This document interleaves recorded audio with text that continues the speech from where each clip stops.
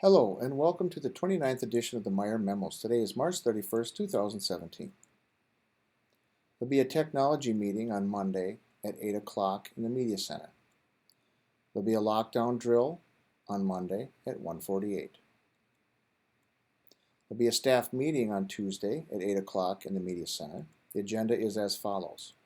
We're going to discuss field trips. We're going to talk about the importance of building background and what field trips can do to help that. Please be ready to share your top 3 field trips for your grade level. When we're done, we're going to create a school grid of all the different places we're going and kind of have an idea of the different types of field trips that we're going to, and learning that will take place outside of the classroom. We'll also discuss our master schedule. There'll be an ISST meeting on Wednesday at 8 o'clock in the conference room. There are Kids Safari interviews will be taking place on Wednesday at 10 o'clock. There are 2 candidates that were selected out of a handful prior, so this is the second round. Myself, Alex Locke, and Tamara Sieve will be interviewing the 2 candidates and selecting the actual YFC to replace Matt. I'll keep you posted. There'll be a BLT meeting on Friday at 8 o'clock in my office. Sorry that I had to schedule this for Friday, but we have spring break the following and we need to have it to stay on track. There'll be an MCA Proctor meeting on Monday at 8 o'clock in Mr. Hauer's room. Who should attend? Grade 3-5 teachers, all special ed staff, and any paras that are involved in the proctoring. If any of these people that I mentioned are supposed to be at the technology committee meeting on Monday, please head to this MCA Proctor meeting in place of that. There'll be an online training that needs to be completed by Friday of next week, so a week from today. It's an 8-minute training, and Mr. Hauer will fill you in at that meeting on Monday. Staffing changes. This time of year is always difficult because it's people changing, possible teaching assignments, rooms, and whatnot. And it's hard for me because I know that I'm uprooting families and teachers and their families, and it's causing a lot of stress. So I apologize that is happening, but in the end, we have to make these changes. I appreciate all of the efforts that people put forth in helping to try to be a team player. It makes for a very good climate here, and I'm proud of that. So with that, I'm going to share the staffing changes that are going to take place next year. Next year, Kim Mason will be moving to Social Studies. Jenny Dixon will be moving to grade 3. Dana Martindam will be moving to grade 4. Classroom changes. Deborah Johnson will flip rooms with Dana Martindam, so Dana is going to be closer to 4th grade on the back side instead of down by where Kim's room was, or is. And then Kim is going to flip rooms with Jenny Dixon. So we're going to have Jenny take just down the hall past the bathrooms from Mrs. Weimer.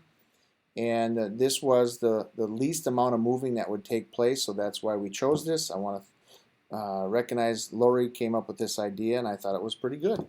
Now, I know it affects 4 people, but we try to do the least amount of changes that we can. No magician. We're not going to have the magician come because there's time conflicts. That person couldn't come when we asked, and they could only come when we were doing our testing, so it just isn't going to work out.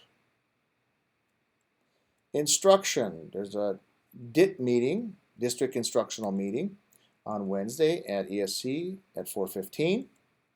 Targeted Services. Our after-school targeted services just completed. I want to thank the team of Matt who organized it and Sean who would fill in for Matt when Matt was gone. And I want to thank Jenny Kay for teaching, and Jenna for teaching, and Cindy for teaching, and Missy for helping out and with all of the children. It was a program that was well run and it was successful, so thank you. Muslim religion. I know that I shared this a few weeks back.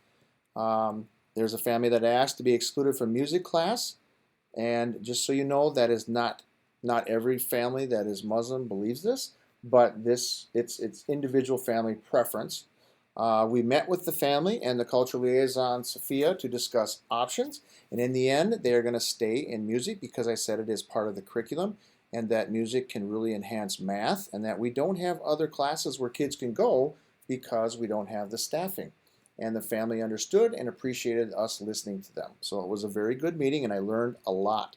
I want to thank Scott and Amy for setting up the meeting and Sophia for doing a great job helping us. And like I said, the family will attend music class. And if there's anything that they're not sure on, the student will be excluded from it. Like if Scott's doing something that may not work for the children, and that's Scott's discretion.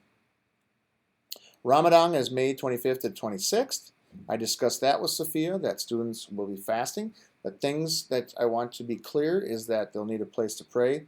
And let me know if you have any kids who are asking about this, but this is the big part. The family is going to need to contact me because after talking with Sophia, she said that Ramadan is for kids who have just completed puberty. So it's usually middle school and high schoolers. Well, if some families and kids want to do it in elementary school, that's okay. But she said that it's wise for me to have those families, that the children to tell their parents. Those parents should contact me, and then we'd find a place to pray.